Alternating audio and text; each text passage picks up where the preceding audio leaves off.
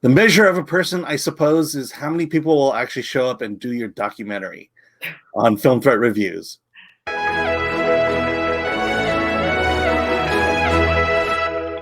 I'm Alan Ng. I'm with Zorianna Kit, and today we review More Than Miyagi. It's the life story of Pat Morita. And let's see, directed by Kevin Derrick, features his wife Evelyn, Henry Winkler, Ralph Macchio, James Hong, a whole plethora. I mean, I mentioned it early before, but yeah, it seemed like everyone showed up for this documentary except Ron Howard. What are your thoughts about More Than Miyagi? It's clear from watching this documentary how much Pat Morita is loved by people who worked with him and loved by his fans, because this movie was pretty much funded through crowdsourcing. So many people came together to make this movie happen. I'm a Hollywood buff, so the topic alone was something that interested me because I eat up stuff like that. But this more so because Karate Kid was one of the defining films of my childhood, right alongside like Goonies, E.T., that kind of stuff. So to me, Pat Morita will always be Mr. Miyagi.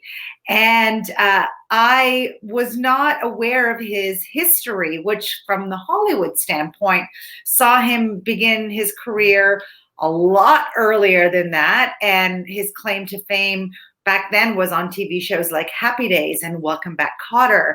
And I loved getting to know him through his work in that regard.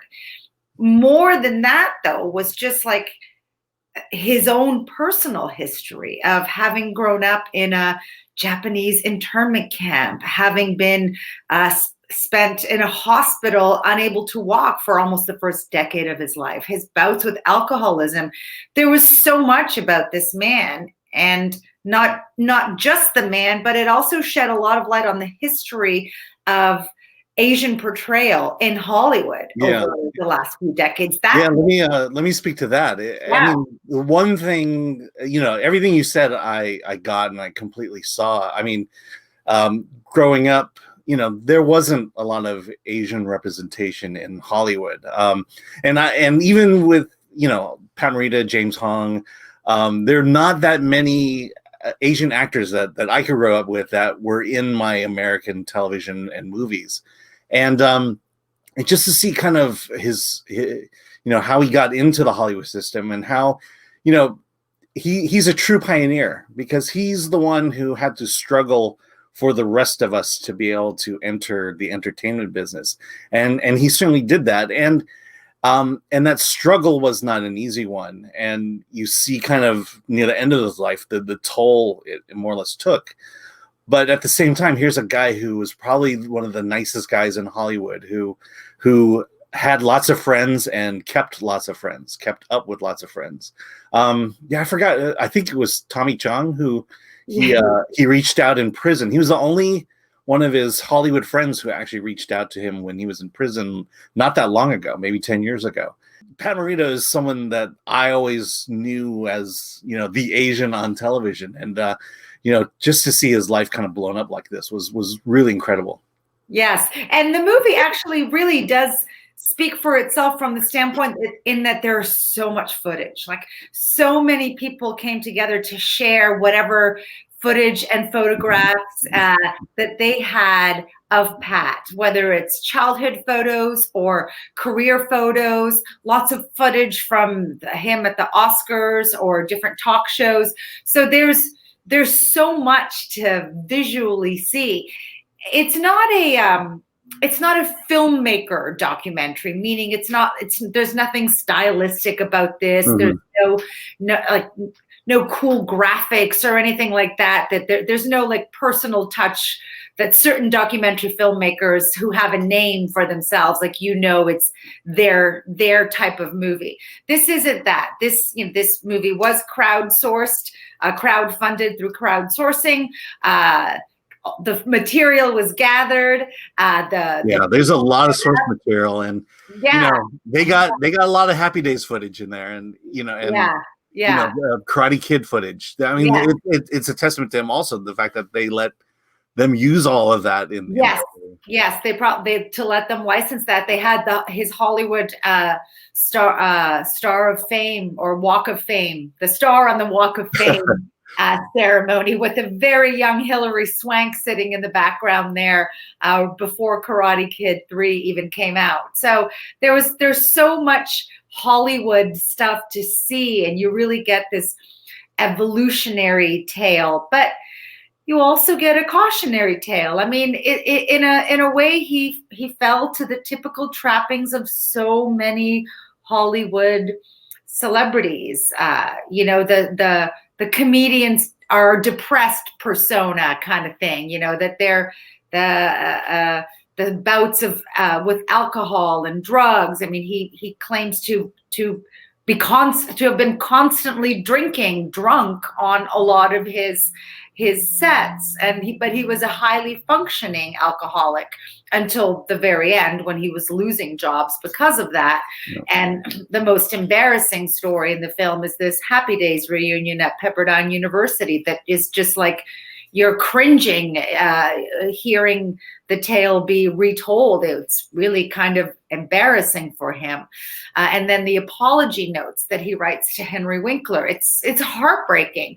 So there are those stereotypical things that, you know, we see happen in Hollywood time and time and time again. I don't know. I don't think there's a lesson to be learned here, but it's just nevertheless a talented man and his interesting life and how he fit into the fabric of Hollywood.